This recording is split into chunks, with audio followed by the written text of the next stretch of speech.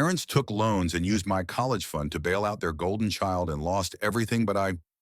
The letter arrived on a Tuesday, stained with coffee and crumpled like someone had tried to hide it. It was a foreclosure notice, the kind that screams your life is about to implode. I stood in the kitchen, 22 years old, staring at the words that said, our family home. My home was no longer ours. I'm Ellie Harper, the overlooked daughter of Tom and Linda Harper, who had spent years pouring their love, money, and dreams into my older brother. Jake, Jake, the golden child, could do no wrong. He was the high school quarterback, the charmer with a smile that could sell ice to penguins.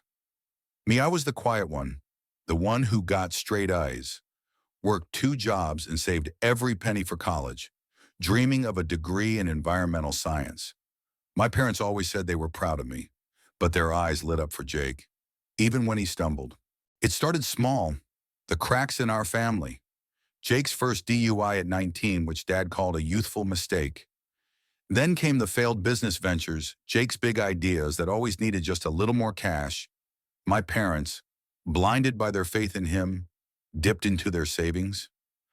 I didn't know then that savings meant my college fund, the one I'd been promised since I was 10, built from years of their frugal living and my own contributions from summer jobs. By the time I was 18, ready to apply to colleges, the fund was gone. Mom sat me down, tears in her eyes, and said, Ellie, we had to help Jake. He's got so much potential. You know that. You're smart, you'll figure it out. Figure it out, I was accepted to my dream school. But without that fund, I was stuck. I took out loans, worked nights at a diner, and scraped by at a community college, all while Jake lived rent-free at home, promising his next big idea would save us all. The tension grew like a storm cloud over our house.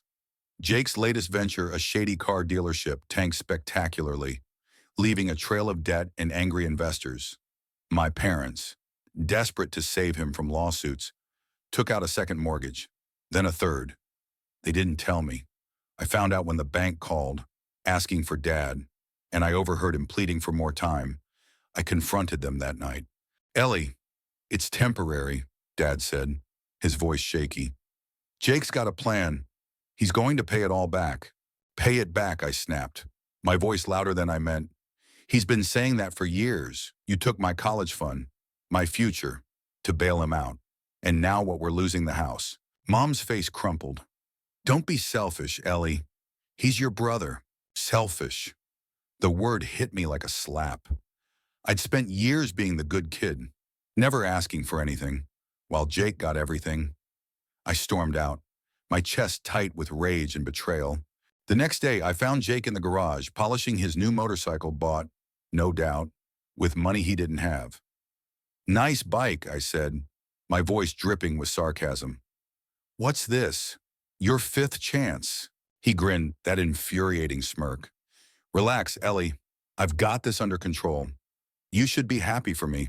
Happy. I stepped closer, my hands shaking. You've ruined everything. Mom and Dad are drowning in debt because of you, and you're out here playing king. His grin faltered, but only for a second. They believe in me. Maybe you should too. That night, I couldn't sleep. The weight of it all, the house, my dreams, my parents' blind devotion pressed down on me. I started digging. I went through Dad's desk, found bank statements, loan documents, and emails from creditors. The truth was worse than I thought. They'd borrowed $200,000 to cover Jake's debts, using the house as collateral. The payments were overdue, and the bank was done waiting. The confrontation came at dinner. I'd planned to stay calm, but the moment I saw Jake helping himself to seconds like nothing was wrong, something snapped. I slammed the foreclosure notice on the table. Explain this, I said, my voice low but shaking. Explain why we're losing our home because you two keep bailing him out. Mom gasped, her fork clattering to the plate. Dad's face turned red. Ellie, this isn't the time. No, it's exactly the time, I shouted. You took my college fund. You mortgaged our house.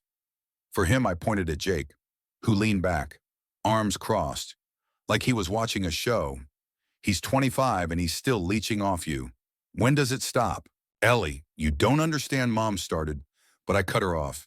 I understand perfectly.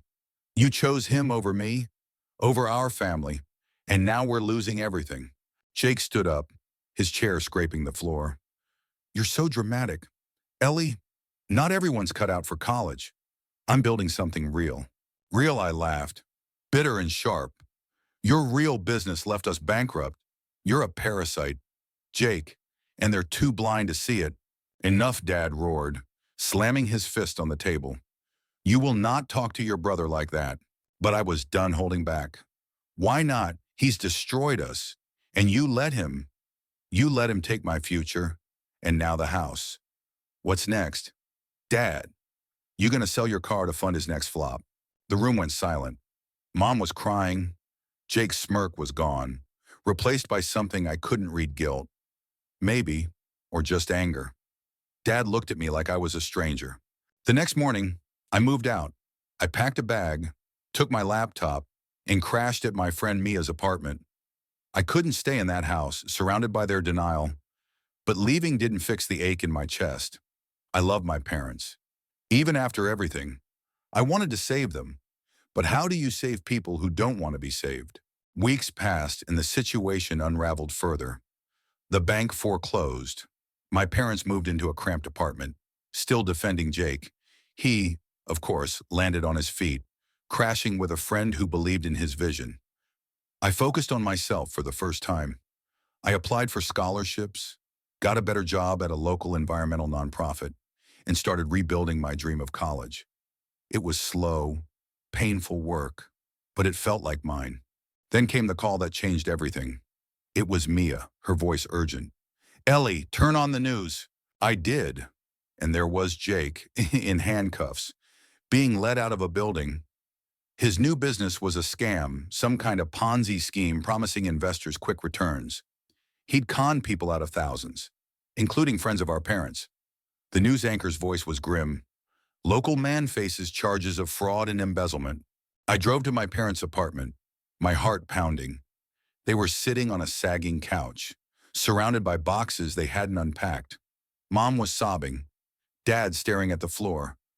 For the first time, they looked broken, not by the money, but by the truth. Ellie, Mom whispered, we didn't know.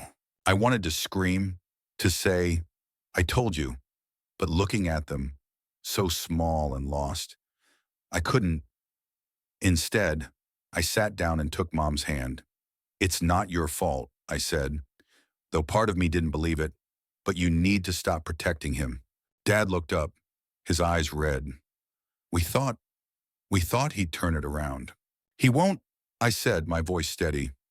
Not until you let him face the consequences. The next day, I visited Jake in jail. He looked different, smaller, somehow without his swagger. Ellie, he said, his voice low. I messed up. Yeah, you did, I said, and you dragged everyone down with you. But this isn't about you anymore. It's about them and me. He nodded, and for the first time, I saw something like regret in his eyes. Tell them I'm sorry, he said. I will, I said, but you need to tell them yourself. When I got back to my parents, I helped them unpack. We talked, really talked for the first time in years. They apologized, not just for the money, but for choosing Jake over me. It wasn't enough to erase the hurt, but it was a start. I told them about my new job, my scholarship applications, my plans. For once, they listened. Months later, Jake's trial came. He pleaded guilty, got 3 years. My parents didn't bail him out this time. They started therapy, trying to understand where they went wrong. I kept working, kept studying, and last week, I got the letter of full scholarship to my dream school. I cried when I read it, not just for me, but for the girl who thought her future was stolen. Our family's still broken, but it's healing. Jake's facing his consequences, and my parents are learning to see me. I'm not the golden child, I'm better. I'm the one who fought for herself, who built something from nothing, and I'm not done yet. What do you think were my parents wrong to keep bailing Jake out? Or were they just trying to save their son? Share your thoughts. I want to hear them. And